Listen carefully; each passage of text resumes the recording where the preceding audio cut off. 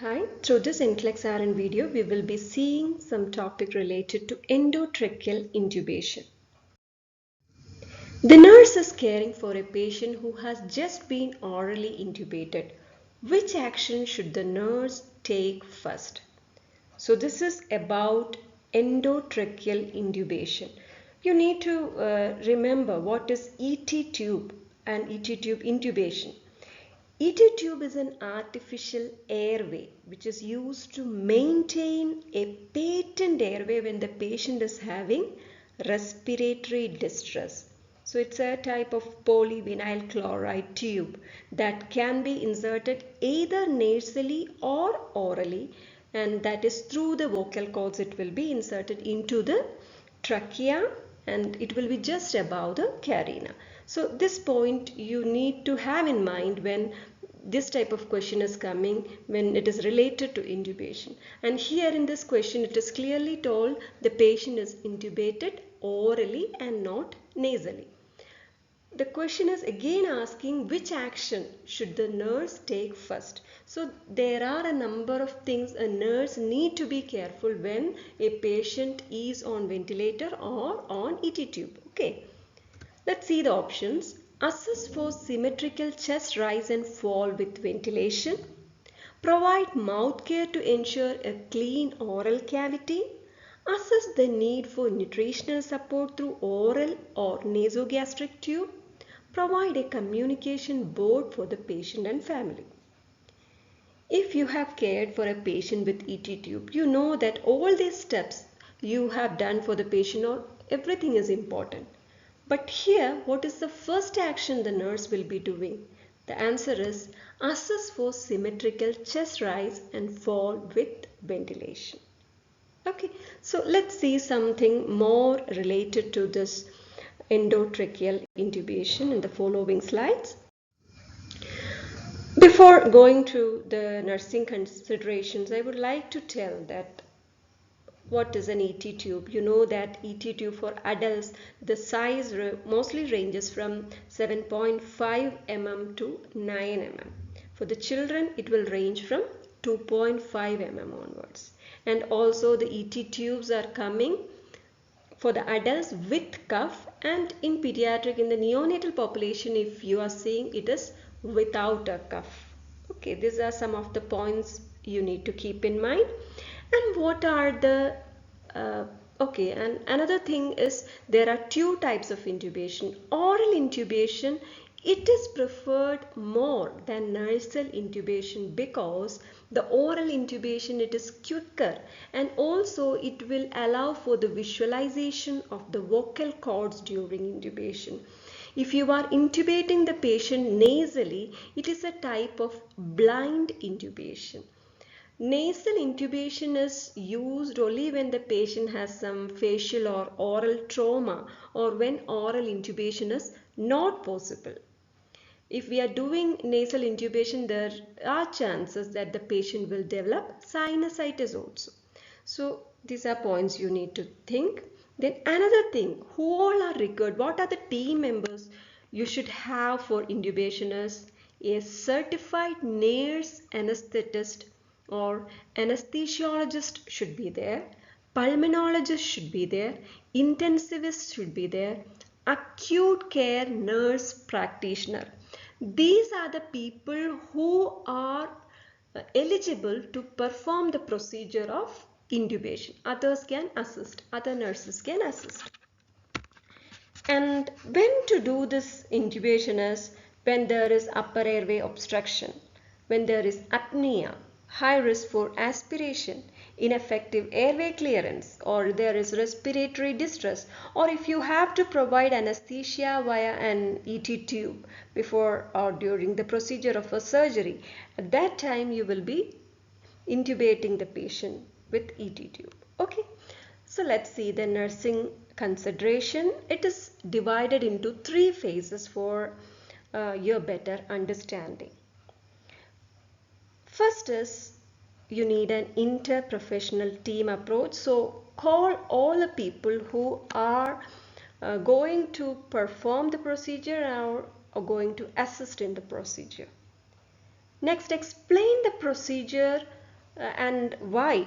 The reason for the intubation to the patient, if the patient is able to understand, or to the family members. That is quite important. Next is maintain airway using a manual resuscitation bag with face mask connected to 100% oxygen source throughout the intubation procedure. Bag and mask ventilation with 100% oxygen should be available throughout the intubation procedure, and also after the intubation procedure also this should be placed at the bedside of the patient, because if sometimes the ET tube gets out from its place, at that time we need to, before re-intubation, you need to provide proper airway management to the patient. Ensure all equipments are at bedside and promptly functioning. You know that you need equipments like laryngoscopes, ET tubes of different sizes, lubricants, stillet, syringe for balloon inflation, oral airways you need, Meggle's forceps you need, carbon dioxide detector you need, and ET holders. So these equipments should be ready at the bedside of the patient.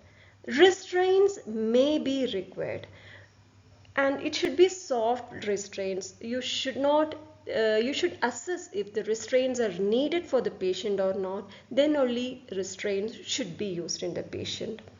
Set up suction apparatus ready to be used throughout the procedure.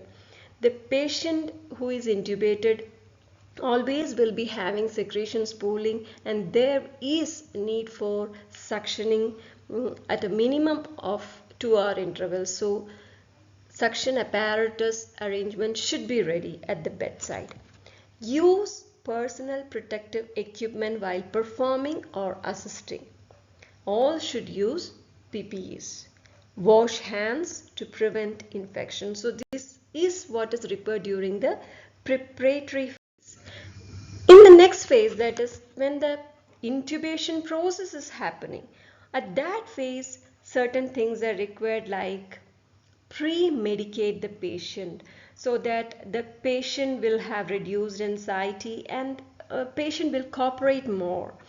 If we need to provide to sedate the patient, we need to sedate the patient. So pre-medicate the patient. Position head in sniff position. So this is the position. Sniff position is very much important when we are intubating the patient. Sniff position will allow us to visualize the vocal cords for intubation. And prior to intubation, hyperoxygenate with 100% oxygen.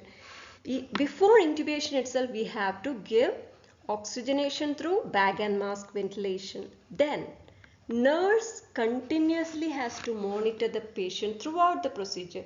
We have to check for the vitals, pulse oximetry, if there is a sign for a hypoxia, dysarrhythmias, aspiration, all the things the nurse has to monitor. Insert the laryngoscope into patient's mouth until the vocal cords are seen, and then insert ET tube through the vocal cords and stop above the carina. So first you need to insert the laryngoscope, you have to visualize the vocal cord, and then you need to insert the ET tube between the vocal cords and above the carina. After the ET tube is inserted, inflate the cuff of ET tube 20 to 25 mm of Hg of air. So 20 to 25 only you need to inflate the air. Why? Because high cuff pressure, if you are giving it, can result in ischemia to the surrounding tissue, pressure necrosis, and tracheal bleeding. So that happens if more pressure is there. If low cuff pressure, it can result in aspiration of secretions, inability to deliver effective ventilation, and unwanted early intubation also will happen if low cuff pressure is there. So we need to maintain the cuff pressure between 20 to 25 mm of Hg of air. If intubation takes longer than 15 to 30 seconds, intubation needs to stop and ventilate the patient. So the nurse should be always vigilant, and nurse should see that the procedure is not taking more than 30 seconds. Otherwise, what happens is that the person will go for hypoxia and cardiac arrest, and the nurse need to tell the team that 30 seconds is over, so they will take the ET tube out and again will try after some time, after giving 100% oxygenation to the patient. Then assess for bilateral lung sounds. Okay, once the ET tube is in place, the first thing the nurse need to do is assess for bilateral lung sounds. This was the question which was asked. The first thing a nurse need to do. The nurse need to assess for bilateral lung sounds. A carbon dioxide detector device also assists in verifying the placement of the tube. So there is a device known as end tidal carbon dioxide device that shows how much carbon dioxide is released in expired air from the lungs. If the tube is placed in the esophagus, this end tidal carbon dioxide will be negative. That shows we have to change the place of the tube. Secure ET tube with ET tube holder. You might have seen near to the patient who is ventilated, there is a holder to keep the ET tube. So ET tube holder should be there. The patient is attached to the ventilator and the settings are ordered by the healthcare provider. The nurse is not the one who is setting the ventilator settings. That is by the order of the healthcare provider, nurse will be doing. Placement of orogastric tube or nasogastric tube is performed. The patient won't be able to eat anything. So at that time, OGT and NGT is needed to ensure the patient is getting enough nutrition. Chest x-ray, that's also important to know that the ET tube is in place. It should be done immediately, and also daily it should be checked to see if the ET tube, OG tube or NG tube are in place. Then comes the management phase. I would like to add one more thing. When we are checking for the bilateral lung sound, we should also see that there is no sound heard over the abdomen. If sound is heard over the abdomen, that means the ventilation is going through the esophagus to the stomach. That is wrong. And also one more thing, sometimes if you are seeing the chest walls movement or the lung sound, if only the right side of the chest is moving or the lung sound is heard on the right side, that means the ET tube is wrongly placed on the right main bronchus. Right mainstem bronchus intubation, it mostly occurs. That is because the right bronchus has a lesser angle to the trachea and is often wider than the left bronchus. So there is more chances that the right mainstem intubation happens. That time you need to take the ET tube out, reposition it and reassess for the correct placement. In the management phase, note the placement of the tube at the lip or teeth and chart it. In the ET tube, there are markings. So with the markings, centimeter markings are there. So you need to properly see that and you need to chart it. Here I would like to add one more point.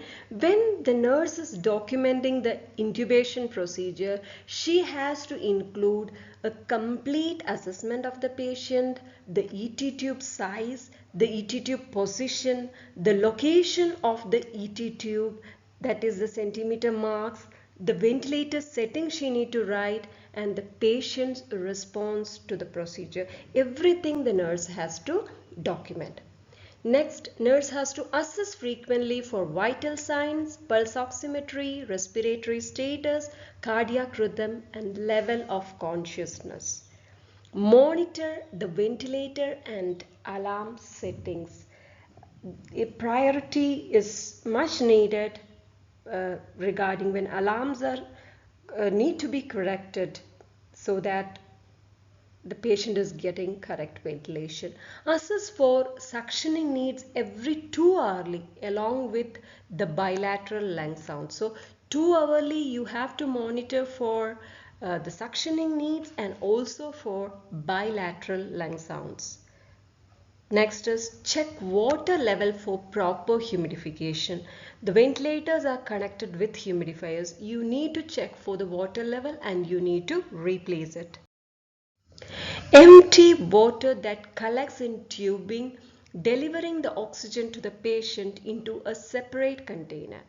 If you have seen a patient connected to the ventilator, you can see the oxygen tubings will be having water collecting in between. So that water need to be emptied in between into a separate container.